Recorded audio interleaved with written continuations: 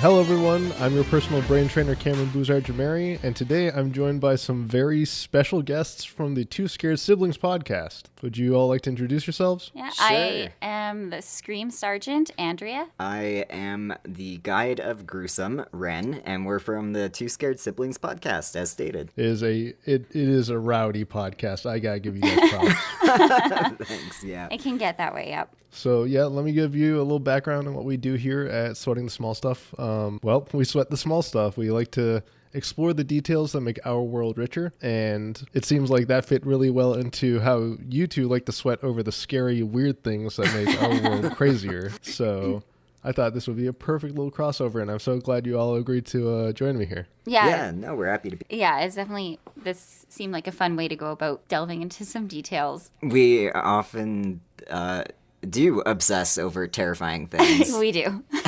So, That's good to know. Yeah. I'm glad to know that I have compatriots in the world who are also sweating other small stuff. there's Yeah. not a single moment when we are not sweating. When we're, yeah, well, exactly. And you're reading things and you're watching things and you're like, can that even possibly be real? when it comes to the horror genre that we have to read about and watch. Yep. Perfect. And so to that point, if I understand correctly, you guys have some pretty good stuff that you want to sweat over today. Yeah. Yeah, I mean, yeah. Yeah. Okay, so we had thought one of the things to discuss, because Wren had told me that he'd seen in one of the Friday the 13th, and there's a million of them, but this one's part 8. A classic. Yeah, a classic.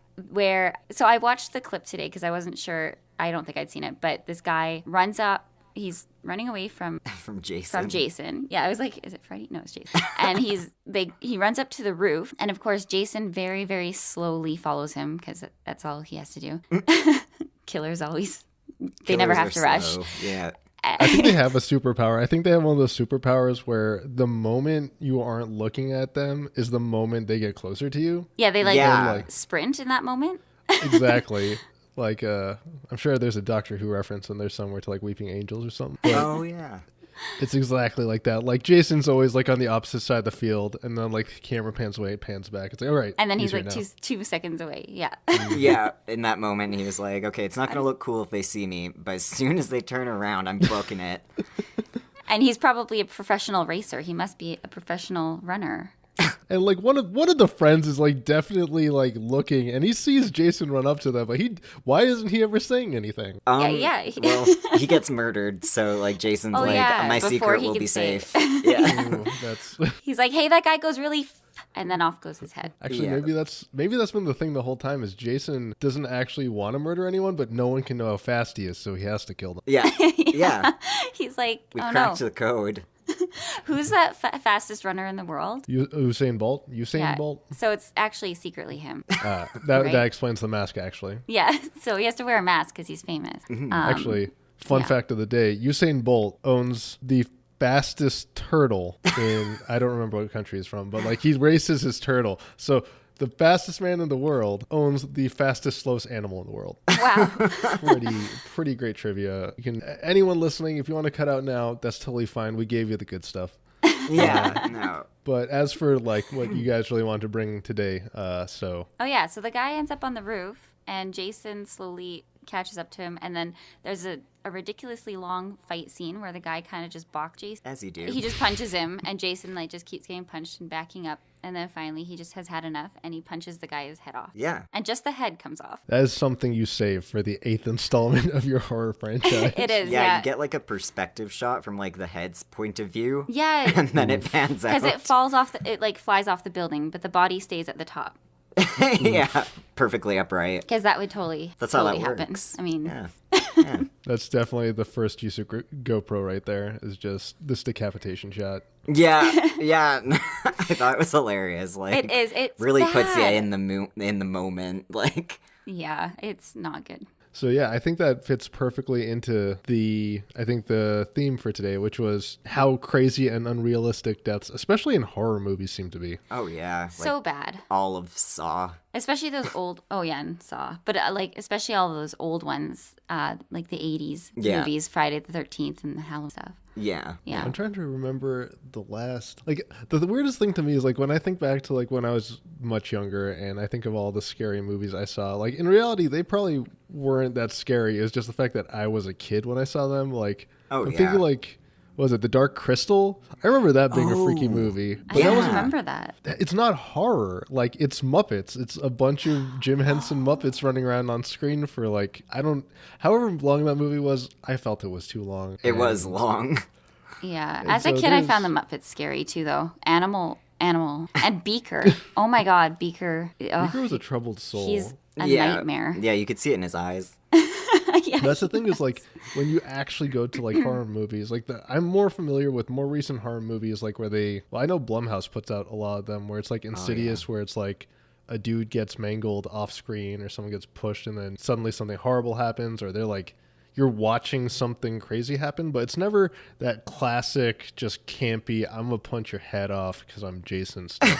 Yeah, no, Hereditary, a newer one, had a head coming off scene that I don't want to spoil too bad because it's a rough 15 minutes in the theater. You're just sitting there being oh man, when is this moment gonna end? But they actually pull it off. It's actually realistic. But you can only go the 80s ones to find a classic head punch perspective shot rolls into the garbage below the yeah. I looked it up and you could maybe break someone's neck from punching them the right angle and with a lot of force, but the rest of the body would move with the head. Physics and stuff. Yeah. Yeah. How many newtons of force it would take to actually get that head off. Yeah, and it would, I think skin is stretchy. Yeah, I'm not busting out my calculator for this math problem, but nope. Because that's the thing is when you described it the first time, I really thought it was he does some karate knife chop across the guy's neck, and he's so strong and fast because Jason comes from the school of fast and strong ninja training. That he just chopped through him. But no, you're right. It's the world's most basic Rocky Balboa final knockout punch. Yeah. That just blasts this dude's head right off. And it just takes it right off. And that's the craziest thing is in these movies, I think it's a moment where you have to okay, let's do it like this. Because I usually like to divide it up where it's we'll talk about the science a little bit and then we start talking about how crazy the implications of that thing we saw was. So yeah, let's take a minute to dig into the science. I want to say I know enough about biology that I could hold my own in a conversation about this. So your head has a lot of junk connecting it to the body. Yes. And that's called the neck. The spinal column. Yeah, so the spinal column is already a very tough bundle of nerves and bones. And then in addition to that, you have all the blood vessels, all the musculature and tendons, and then the tissues that makes up your esophagus, your trachea. Yeah, there's cartilage, which is a tough, stretchy material. Yeah, it's not as brittle. No, it's not your neck is made out of brittle stuff that would you could snap. So in order for this to work, Jason would have to punch in a way that would no amount of force that's going to get rid of this neck situation is going to be able to overcome the part where you are going to break a human skull. No. So that we can assume right now that that's not happening. No. Well, yes, we can definitely assume that. Yeah. And I did read also, if you did punch somebody, saying you could actually punch someone that hard, your fist would more likely go through their head. Their skull would be more likely to just crumple in than you would be able to sever the neck. Like a hole punch. All right. So I think we've covered enough pseudoscience to get into what I'm understanding to be the first implication of the world that Friday the 13th Part 8 has informed me, which is everyone's neck is really weak or at birth they're glued on. Yeah. Yeah. That's clearly what happened is that he had been beheaded before. Yeah, but they sewed it on, but not well. And science. So when he punched him, the stitches came loose and the head just flew right back. Yeah. There's That's no wait. I'm now appreciating how not original. There was a new Castle Wolfenstein game where like you get decapitated at the beginning of the game. It's we've caught the traitor and we're going to murder him, and like you get decapitated and your head's supposed to fall down into an incinerator because of course Nazis. But then like on the way down it's caught by like an android. Yeah, like some crazy little like floating doodad catches your head and then puts it on a robot body, and then now you spend the rest of the game being Cyborg Man. Yeah, because you can recover from being beheaded, apparently. Yeah. In our they just had to be quick world. about it. Yeah, that you just have to be fast. I mean, put it on ice. Actually, rush to the hospital. We can get into the science here, because this is another crazy thing. So brain death, like the official moment where the like tissue is irrecoverable in human beings, is understood to be around 6 minutes. Okay. So from the moment you stop having blood circulation to your head, you have 6 minutes to make that problem not happen anymore. Otherwise, you're going to be in the soup. You're done. Yeah. But if you can get it on ice, that supposedly extends the period to about 30 minutes, maybe more, because there are lots of reports of like people, they fall into the ice. They are underwater in like a frozen lake or something, and they're pulled out like 10, 15 minutes later, and they're able to be resuscitated because the cold water helps actually preserve the tissue. So like it's not ideal. Right. No. They say like you're not dead until you're warm and dead. Exactly. Yeah. And I think that's a perfect way of saying it. So in this situation, was that guy decapitated and then they had to go through this whole process? Yeah. Well, they threw it in the garbage. In the movie that you guys are talking about? Or? Yeah, in Friday the 13th. Yeah, it lands in a dumpster. That raises a whole other level of problem. I feel like I have no godly clue who that actor was, but I want to look it up. Like what it was. Maybe he got decapitated in another Friday the 13th, and that's why he was like, "No, Jason, I'm not going to die like a punk this time. I'm going to fight you." He got decapitated earlier, but yeah, no, recovered. That's his official backstory. He's just a really good surgeon that was able to reassemble the spinal cord. The surgeon was also like his evil twin, and yeah, no, there's just so much backstory for this guy in Friday the 13th. And they just didn't they didn't communicate that well enough in the movie. I know, justice for head guy. And all these, like that kind of speaks to a bigger thing, which is like, I feel like a lot of horror movies, there's always so much stuff going on in the like background, like before the movie or between that movie and the sequel or something, that's like, I wanted to know what that story was. Like that was Alien's whole shtick, was like the Alien franchise had so many questions about its lore that they're like, we'll make 5 more movies about this. Alien 2, Alien 3, no one talks about, Alien Resurrection. And they were so, like, they were all over the place. But the question of, like, the aliens invited so much lore that they went and made Prometheus and, Alien Covenant, and there were a few of them. Yeah. I remember watching Prometheus. That was... I didn't watch that. I don't know. That's probably for the best. I was just about to say, good choice, Andrea. Yeah, it sounds like that was a good choice of mine. The trailers were pretty much, we will answer the questions, and then they proceeded to answer no questions and throw an encyclopedia worth of new questions at you. Yeah. Just to set it up for more. Yeah, basically, yeah. I mean, that's how you keep a franchise. Yeah, they need that money, this $1 billion franchise. Yeah, they'll like, they'll oh my starve. God, $1 billion is not enough. Anyway, I think that we got a little away from the original point, which was all these horror movies. Well, yeah, heads. But like, don't all these horror movies have a lot of stuff going on in the background? Like, those aliens are doing stuff between Alien and Alien 2. Yeah, and Jason's like, he doesn't take vacations. That guy works too hard. Jason? Yeah, I mean sometimes he's like in a lake. It's good to be passionate about what you do. Mm-hmm. And he's clearly very passionate about killing people. His mother drives him to do a lot of things. She doesn't let him rest on his laurels at the bottom of that lake. Yeah, no, she's like, what are you doing on the couch playing video games? Yeah. Are you not supposed to be killing people right now? Mm-hmm. And he's like, oh my God, I am so sorry.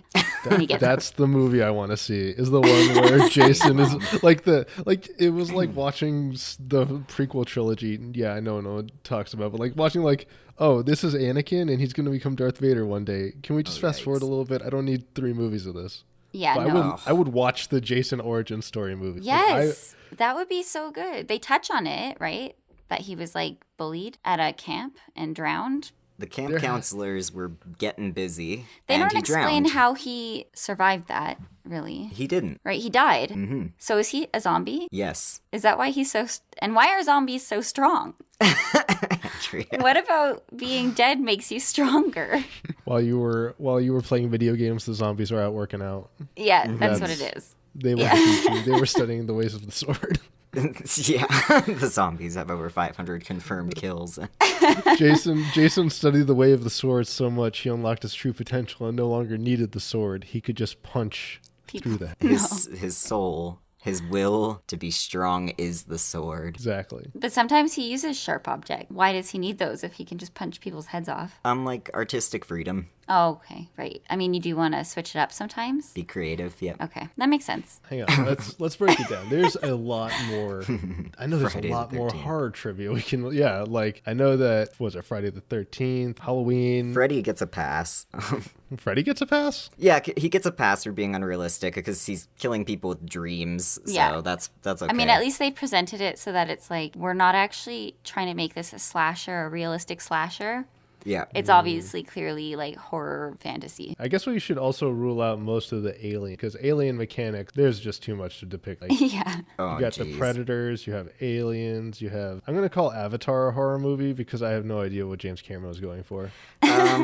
Cultural appropriation, the movie. I don't know. It's Cultural really weird. Avatar can be a horror movie. Yeah, it Exactly. can be. Yep. So yeah. what are we left with? I think this actually okay. So now we're looking at the most recent quote unquote horror movie that comes to mind is Get Out, which Yes. was that one is like truly horrifying to me because I have a massive like fear of like seeing a brain or like anytime there's any sort of like bone saw noises. Ooh, Yeah. yeah. Get Out's nasty. So that entire like ending sequence. Yeah. So yeah, brief rundown, Andrea. In Get Out, they take people and they remove the brains from one head and put it in a different body, basically. So you get to see a brain get removed and transplanted. I don't like that idea. Yeah, it's rough, but I think actually so here's some science. Let's go into this, which is if you're going to take a brain out of one body and put it into another, Yeah. they said like one throwaway thing that I thought was wild, which was they leave a little bit of your like I guess is it the medulla oblongata, the like part base of your brain? Basically, your lizard brain Yeah. that keeps you breathing Yeah. and heart pumping. And Yeah, they leave a little bit of the original person. I was just going to ask that. I'm like, would they leave that part? It'd be hard to They do. unattach and reattach. Yeah, because I guess the point is if you leave that part, it's believed that a lot of so computers in your body are weirdly similar in that I guess we have a biological clock beyond just the fact that like we have to know when's day and night in the seasons. It's literally a clock that's telling your heart like, yes, keep pumping blood, lungs keep taking in air, body keep breathing. Do those basic things we don't think about doing all the time. And so it makes sense to keep the medulla oblongata in there because that's supposed to be where a lot of that lizard brain action is supposedly coming from. Mm-hmm. Yeah. The part I don't get is a part where you, first of all, expertly removed someone's brain. Keeping that intact. Yeah. Yeah. From the medulla, yeah. Because they go in from the top. Like, they, like, cut a ring around the top, and then they go down. That seems like the least effective way to do that. I mean, I feel like it's lucky this procedure ever theoretically, like, it's amazing that this worked. Exactly. But it's more about the social context. So the movie's not even trying to convince you that this is, like, scientifically accurate. It is a scary thing to think of, your consciousness transferred to another body. So going beyond this, there's another horror franchise that seems to get a lot of love, which is, I don't know how much you can call it horror, but are you guys familiar with Black Mirror? Yes. So in the most recent season, also, I guess at some point we should have done massive spoiler warning for this entire episode. But Yeah, well, I mean, Yeah. yeah. if anyone can get out by now, get with If the you haven't times, seen guys. Friday the 13th, Part part 8, eight. You're Jason just Takes missing out. Manhattan. Watch He out. takes Manhattan. Yeah. Yeah, in that one, they actually had like an implant that would let you basically be the backseat driver of another person. So that I would still be in control of my body and everything, but another person would be trapped inside my brain with me, so I could hear their thoughts, but they couldn't control my body. Oh my God, that episode was horrifying. Exactly. And so that, I think that's kind of the point of what's supposed to be going on here, is somehow you would lose enough of your brain that someone else is now driving, but you are still in the passenger seat, at least enough of you that you have a context of self. Yeah. I don't like it. It's great because it does invite the question of, like, where does consciousness really reside? How do our brains work? Other questions I do not get paid enough to ask. Yeah. I mean, you study it a certain amount in some courses, but they never covered that part where it was like, and if you wanted to transfer a brain from one body to another. Yeah, that was a big hole in the curriculum that I was wondering about. Don't you need to know that? Yeah. Come on, physiology 2201. An entire brain-sized hole. Yeah. So like, I appreciate that's a mechanism, but I think there's a weird amount of logical science going on. And then because that's the other thing, is like they set it up in a way that's supposed to be like the brain comes out and it's immediately going into the next one and timed it right and everything. You have a new body. They do have like consultants on these shows and stuff where it's like that they don't listen this to. This is as close as you could get. I mean, it's not actually doable, but this is the way you could explain it in the show that would fool most people who do not have a medical degree. Yeah. Actually, one more thing beyond this, if we want to stick to the vein of creepy things that happen when you remove your head, is, are you guys familiar with cryogenics? Yes. Exactly. Like apparently it's cheaper to, instead of storing the whole body, you just store the person's head. So when you die, they just like cut off your head, I guess, and then dump it in a jar. Wait. Until we can make bodies for unhomed heads. Yeah, you'd think it'd just be like better to just like retain the bodies that we're gonna put that later, but yeah. What if there aren't enough bodies in? I don't know. I mean, no, it's a scary thing because like you think about the investment you're making. Like you're trusting a company to never go out of business until another person can come along, figure out how to put your head back into a functioning body, and you're trusting them to put you into a functioning body and not just wake you up as a disembodied head. Yeah. Which would be a nightmare. I mean, what if the power goes out at the plant overnight and then you just got a bunch of like rotting heads? Like, well, you wouldn't care at that point, luckily. Well, that's the thing, is that's an actual thing that has happened, is the cryogenics people keep getting in trouble because they don't do a great job of, like, they always try to do this in, I think Russia has a very big cryogenics community just because it's so cold there that I guess it's not hard to keep heads in a condition where they would stay frozen enough for their life, assuming that we don't have to deal with other environmental situations having to do with temperature. Yeah, exactly. Like, they'd want to have, like, 500 backup generators. Yeah, that would click on in case. Yeah. You can't have people thawing. Yeah. Even for, like, the half an hour, that'd be really bad. Yeah. There it goes. Like... Well, I guess they're still dead, so... But the family's gonna be pissed. But then there'd be actual tissue death. Like, at least as long as they're frozen, they're not... We should get off this topic. We really hit... We've hit a gross frozen wall here. We did. Yeah. So I gotta say, I usually like to keep my episodes a little shorter than I think you guys do. Pretty long. But I think we gotten through some really fun conversations today. And so let me do a little recap. We went from how realistic is popping someone's head off... to a lot of how realistic is popping someone's head off. I'm actually kind of impressed how much we got out of it. I think we really hit on all the main points we wanted to get through today. So, I think so. Yeah. That was successful. Usually I have to pay to listen to me talk about these things. So. Don't worry. I'm not paying you, but I was keen to get you guys on. You guys have some great stuff. And actually, I was going to say, if you'd like to go ahead and plug any of your stuff right now would be a great time. Okay. Yeah. Well, that is Two Scared Siblings on literally everything. Email us your own head popping off stories. Two Scared Sibs on Twitter. They have great, like, I know their more recent episodes, unfortunately, are the only ones that I've really been listening to, but they have a pretty great backlog. If anyone listening to my podcast is a big fan of horror and would like to kind of get their feet wet on the sweating the small stuff of horror. I think that this is a very considerate proxy for that. So you guys make a great podcast. And for us at Sweating the Small Stuff, we are at Small Stuff Pod on Twitter, Instagram, Facebook. We sort of have a YouTube going on, trying to do more stuff there. Hopefully that'll go over well. We revamped our website recently. It's bit.ly/small stuff pod. I swear, like, I don't know how much of my show you guys will listen to, but it's become like a trope that I have to mess up my own outro line. Good. So from movies to media to the world around us, it's details like these that make it worth sweating the small stuff.